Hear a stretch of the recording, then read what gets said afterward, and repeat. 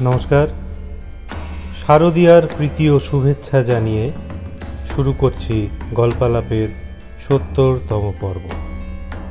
আজ আপনারা শুনবেন বিভূতিভূষণ বন্দ্যোপাধ্যায় রচিত ছোট গল্প আরকের শ্রুতি নাট্য।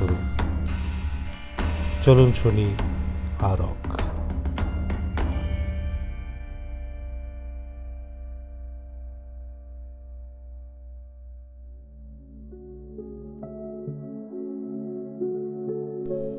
লাহোর মিউজিয়ামে যখন চাকরি করতাম সে সময় লাহোরের বিখ্যাত দেশবন্ধু কাগজের সম্পাদক বিনায়ক দত্ত সিং মহাশয়ের সঙ্গে আমার যথেষ্ট আলাপ হয়।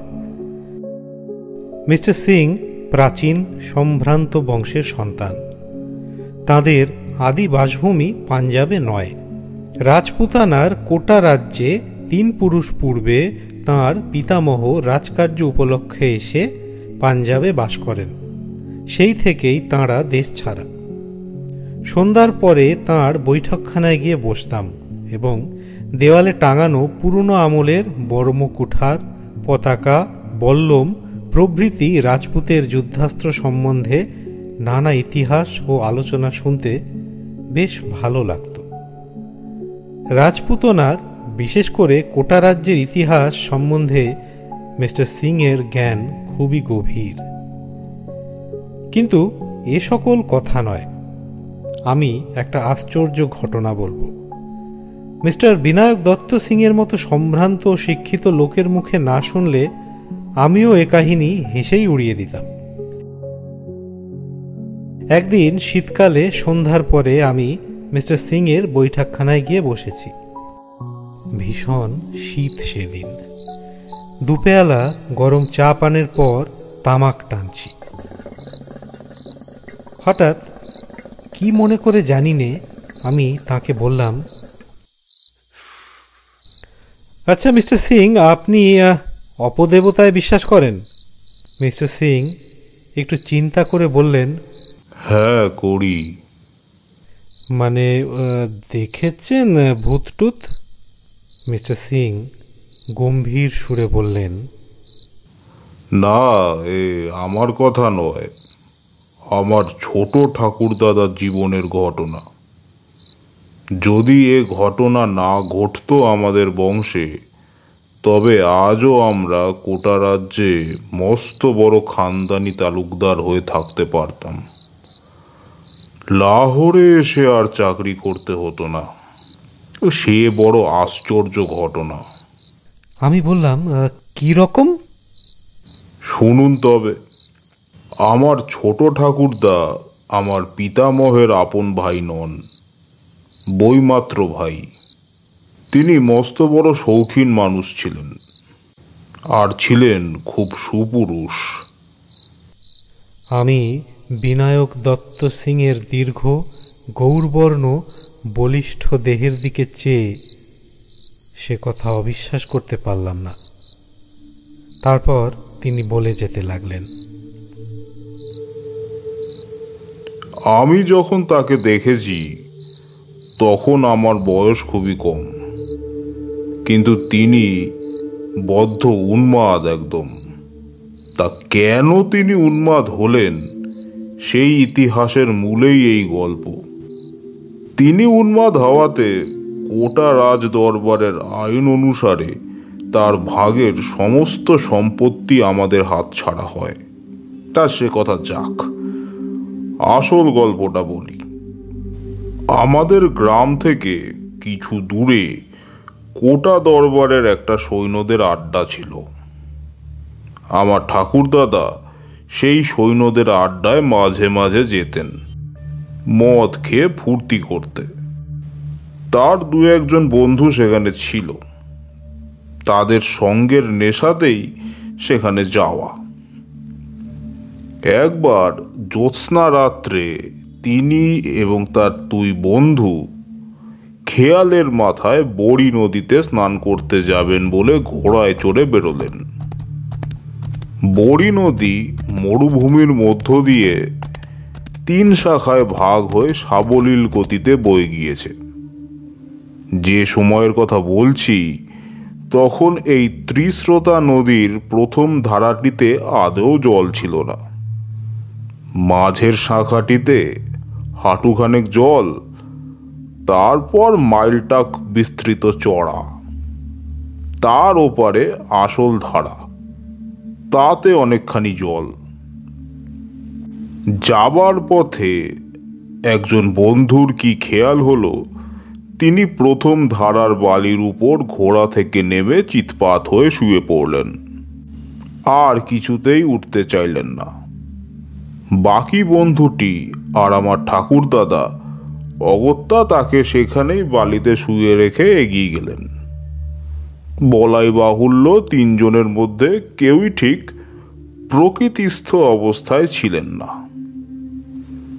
আমার ঠাকুরদাদা বড় ধারা অর্থাৎ আসল বড়ি নদীর কাছে এসে পিছন ফিরে চেয়ে দেখলেন তার বন্ধুটি ঘোড়া থামিয়ে বালির চড়ার পশ্চিম দিকে ভীত ও বিস্মিত দৃষ্টিতে চেয়ে আছেন।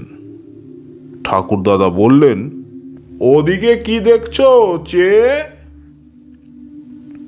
বন্ধু মুখে কিছু না বলে সেদিকে আঙুল দিয়ে দেখালে আর ইঙ্গিতে ঠাকুরদাদাকে চুপ করে থাকতে বললে। ঠাকুরদাদা চেয়ে দেখলেন বালির চড়ার ঠিক মাঝখানে অস্পষ্ট ধরনের কতগুলি মনুষ্য মূর্তি চক্রাকারে ঘুরছে। কিছুক্ষণ চেয়ে দেখে মনে হলো ওরা যেই হোক হাত ধরাধরি করে ঘুরে ঘুরে নৃত্য করছে। সেই নির্জন স্থানে রাত্রিকালে কাদের এমন আমোদ লেগেছে যে লোক চলাচলের অন্তরালে নৃত্য করতে যাবে, তা বুঝতে না পেরে তারা দুজনেই অবাক হয়ে চেয়ে রইলেন। কেউ আর কাছে গেলেন না। তা কেন গেলেন না আমি বলতে পারবো না, কারণ শুনিনি। হয়তো এদের মত্ত অবস্থায় সব দৃশ্যটার জন্য দায়ী, এই ভেবে তারাও কাউকে কথাটা বলেননি সেই সময়। তা এরপর আরো বছর 3 কেটে গেল। ত্রিস্রোতা বড়ি নদীর প্রধান স্রোতধারার 3 মাইল উত্তরে মরুভূমির মধ্যে একটা বড় লবণাক্ত জলের হ্রদ আছে। এর নাম নাহারা নিপট অর্থাৎ ব্যাঘ্র হ্রদ। এই হ্রদের দূরে এঁকে বেঁকে প্রায় চারিদিক থেকে বেষ্টন করে আছে পাহাড় শ্রেণী। এই পাহাড় শ্রেণী কোথাও 1000 ফুট উঁচু, কোথাও বা তার চেয়েও বেশি উঁচু। হ্রদ ও পাহাড় থেকে খনিজ লবণ পাওয়া যায় বলে কোটা দরবার থেকে মাঝে মাঝে এর ইজারা দেওয়া হতো ব্যবসাদারদের। আমার ঠাকুরদাদা পূর্বোক্ত ঘটনার প্রায় 3 বছর পর একদিন এই হ্রদের জলে বালি হাঁস শিকার করতে যাবেন বলে ঠিক করলেন। গভীর রাত্রে বালি হাঁসের দল হ্রদের জলে দলে দলে চড়ে বেড়ায়, এ কথা তিনি শুনেছিলেন। একটা ঘাসের লতা পাতার ছোট্ট ঝুপড়ি বেঁধে তিনি তার মধ্যে লুকিয়ে থাকবেন দিনমান থেকে, কারণ মানুষ দেখলে হাঁসের দল আর নামবে না। সব ঠিকঠাক হলো, কিন্তু 2-1 বৃদ্ধ লোক নিষেধ করলে রাত্রিকালে নাহারা হ্রদের ত্রিসীমানাতেও যাওয়া নাকি উচিত নয়। তা কেন উচিত নয় তারা স্পষ্ট করে বললেন না, শুধু বললে জায়গাটা ভালো নয়।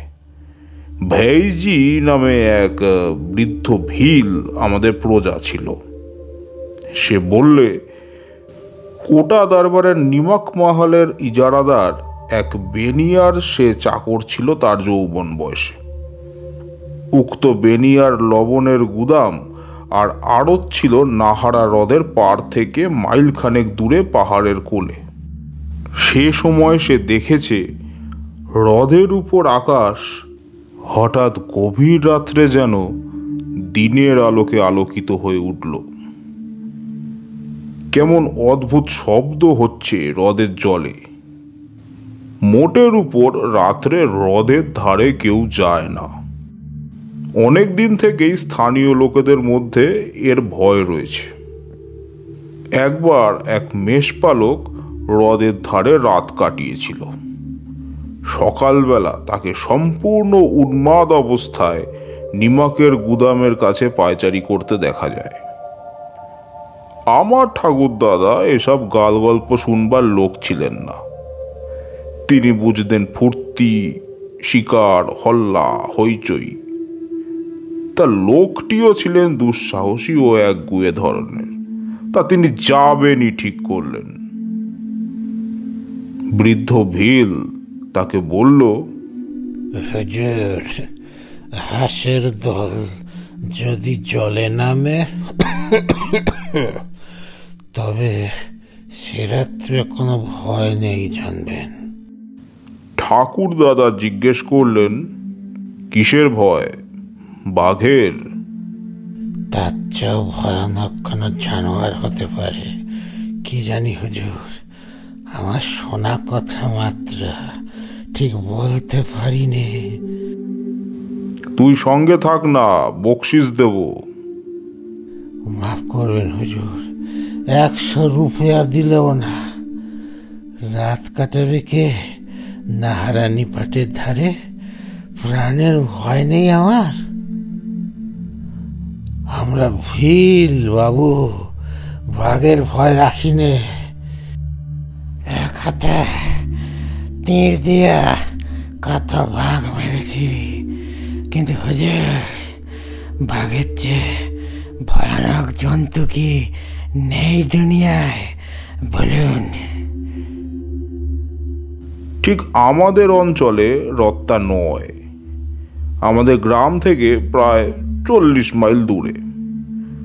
তখনই তিনি ভিলদের গ্রাম থেকে রওনা হয়ে 7-8 মাইল হেঁটে পাহাড় ডিঙিয়ে সমতল ভূমিতে নামলেন।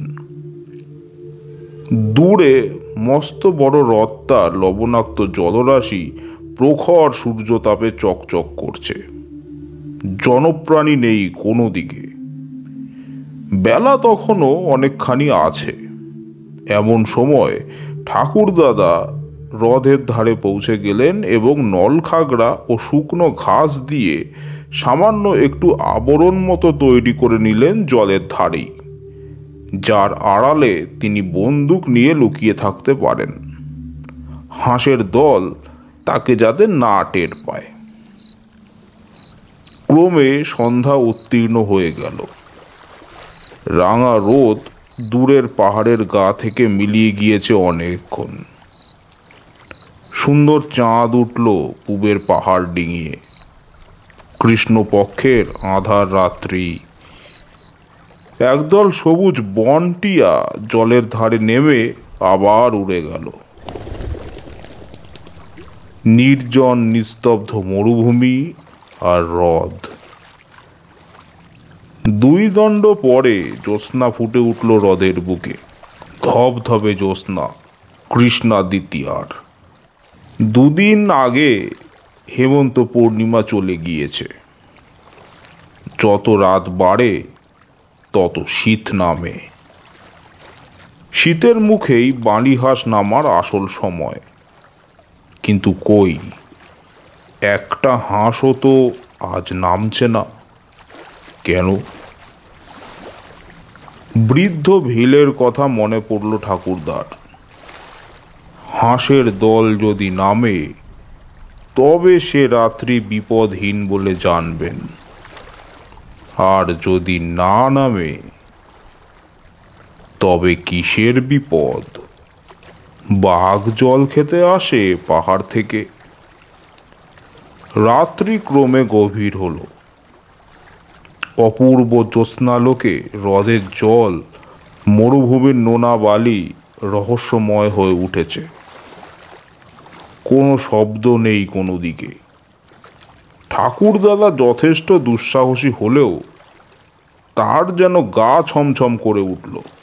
তিনি চামড়ার বোতল বের করে কিছু আড়ক সেবন করলেন।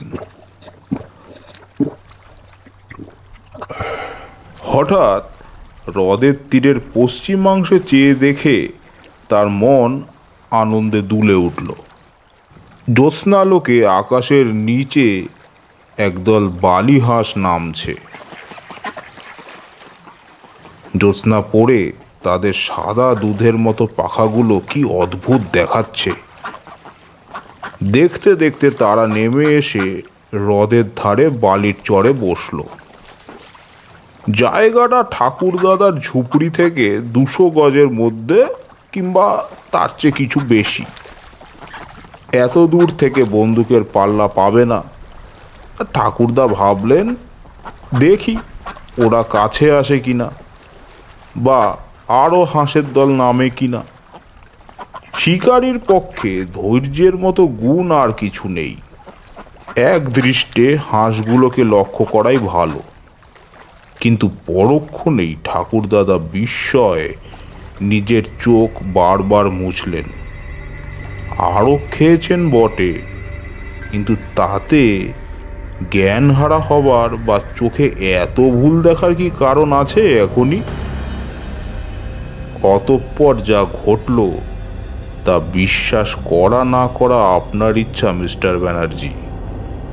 কিন্তু এ গল্প আমি বাবার মুখে অনেকবার শুনেছি, আমাদেরই বংশের ঘটনা। কাজেই আমি আপনাকে মিথ্যা বলছি বানিয়ে অন্তত এইটুকু ভাববেন না দয়া করে।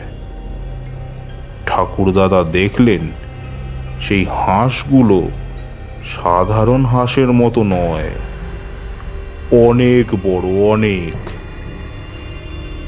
হাঁসের মতো তাদের চালচলন নয়। তারপরে ঠাকুরদাদার মনে হলো সেগুলি হাঁসই নয়, সেগুলো মানুষের মতো চেহারা বিশিষ্ট। ঠাকুরদাদা আবার চোখ মুছলেন। আরক্ষেই কি এই দশা নাকি? পরক্ষণেই সেই জীবগুলি জলে নামলো এবং হাঁসের মতো সাঁতার দিয়ে তিনি যেখানে লুকিয়ে আছেন তার কাছাকাছি জলে চলে এল। কৃষ্ণা দ্বিতীয়ার পরিপূর্ণ জ্যোৎস্নাতে বিস্মিত, ভীতচকিত, দুঃসাহসী আরক সেবনকারী ঠাকুরদাদা দেখলেন তারা সত্যি হাঁস নয়, একদল অত্যন্ত সুন্দরী মেয়ে। শুভ্র তাদের বেশ, তাদের হাসি, মুখশ্রী সবই অতি অদ্ভুত ধরনের সুন্দর।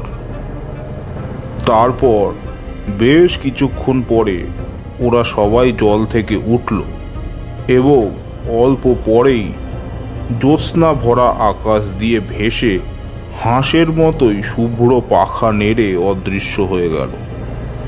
হ্রদের তীরের বাতাস তখনও তাদের অপূর্ব দেহগন্ধে ভরপুর।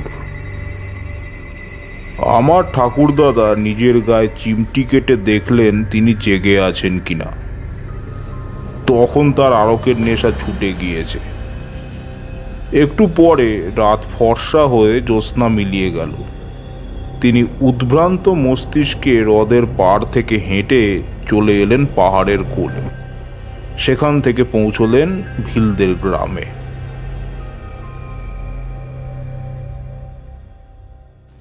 বৃদ্ধ ভিল ভাইজি তাকে বললে, হুজুর, হাঁস নেমেছিল কাল? ঠাকুরদাদা অবশ্য মিথ্যা কথা বললেন। হাঁস নেমেছিল, কিন্তু একটাও মারতে পারেননি। তা কেন মিথ্যে বললেন শুনুন। কি এক দুর্বার মোহ তাকে টানতে লাগলো দুপুরের পর থেকেই। আবার তাকে যেতে হবে নাহারা হ্রদের তীরে রাত্রিকালে। ভাইজিকে সত্য বললে সে যদি বাধা দেয়। কিন্তু সে রাত্রে বুনো বালি হাঁসের দল নামলো হ্রদের জলে, আসল হাঁসের দল। পরপর কয়েক রাত্রি শুধু বন্য হংসের দলই নামে আর খেলা করে। আমার ঠাকুরদাদা ঝুপড়ির মধ্যে শুয়ে চেয়ে থাকেন। বন্দুকের গুলি করতে তার মন সরে না। তারপর আর একদিন শেষ রাত্রের জ্যোৎস্নায় বন্য হংসের বদলে নামলো সেই অদ্ভুত জীবের দল। এদিন তারা আরো কাছে এলো। বন্য রাজহংসের মতো সাঁতার দিয়ে বেড়ালো জলজ ঘাসের বনের পাশে পাশে। তাদের অপূর্ব সুন্দর মুখশ্রী জ্যোৎস্নালোকে ঠাকুরদাদার মুগ্ধ দৃষ্টির সম্মুখে কতবার যে পড়ল। তখন রাত ভোর হবার বেশি দেরি নেই, কিন্তু জ্যোৎস্না তখনও আছে। আমার ঠাকুরদাদা কি ভেবে আরকের নেশায় কিংবা ভালো অবস্থায় জানি নে ঝুপড়ি থেকে উঠে ছুটে জলের ধারে চললেন। বোধহয় ওদের কাউকে ধরতে গেলেন।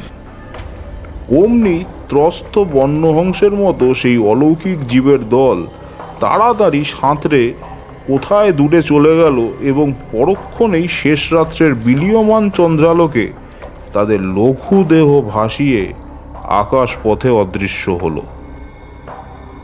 পরদিন দুপুরবেলায় আমার ঠাকুরদাদাকে উন্মাদ অবস্থায় হ্রদের ধারের বালির চূড়ায় লক্ষ্যহীনভাবে ঘুরে বেড়াতে দেখে জনৈক জেলে তাকে ভিলদের গ্রামে পৌঁছে দেয়। বৃদ্ধ ভেইজি ঘাড় নেড়ে বললে, আমি বলেছিলাম হুজুর, হাঁসের দল যেদিন না নামে সেদিন বড্ড ভয়। ঠাকুরদাদা মাঝে মাঝে ভালো হতেন, আবার উন্মাদ হয়ে যেতেন। ভালো অবস্থায় বাড়িতে বসে এ গল্প করেছিলেন, তা একবার নয় অনেকবার। মৃত্যুর প্রায় 10 বছর আগে থেকে তার মোটেই ভালো অবস্থা আসেনি। বদ্ধ উন্মাদ অবস্থাতেই তার মৃত্যু ঘটে। বিনায়ক দত্ত সিং গল্প শেষ করলেন।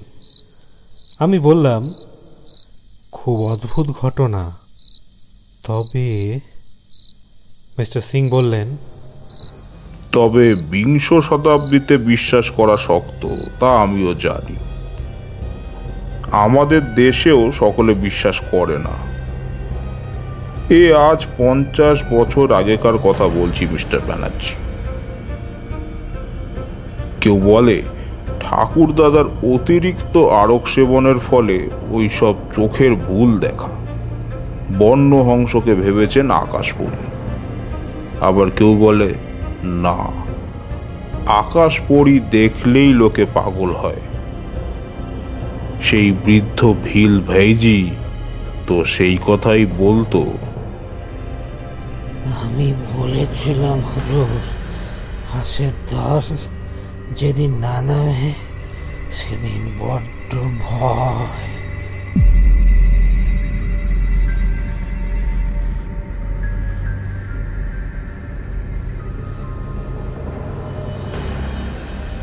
এতক্ষণ শুনছিলেন বিভূতিভূষণ বন্দ্যোপাধ্যায় রচিত ছোট গল্প আরকের শ্রুতি নাট্যরূপ। গল্প পাঠ ও বিভিন্ন চরিত্রে যথাক্রমে তিতাস ও তন্ময়। সকলকে আরও একবার শারদীয়ার প্রীতি ও শুভেচ্ছা জানিয়ে আজকের পর্ব আমরা এখানেই শেষ করলাম। আবার কোনো এক রবিবার গল্পালাপের কোনো এক নতুন পর্ব নিয়ে হাজির হব আপনাদের সামনে। নমস্কার।